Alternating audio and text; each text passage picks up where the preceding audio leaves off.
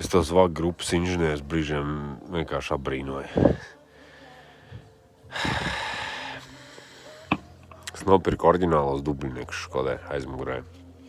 Un tad tā forma ir tāda īpatnēja, un viņas nevar īsti kaut kāds universālos uzlikt. Tagad mainu riebus, domāju, uzlikšu tos dubļniekus. Es tā viņas nevaru uzlikt.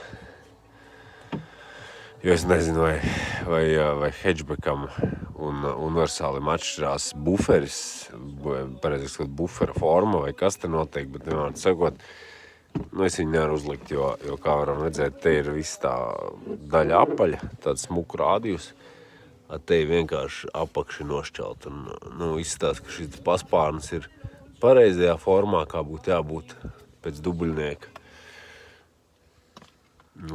Kāpēc ir jātaisa buferis savādāks,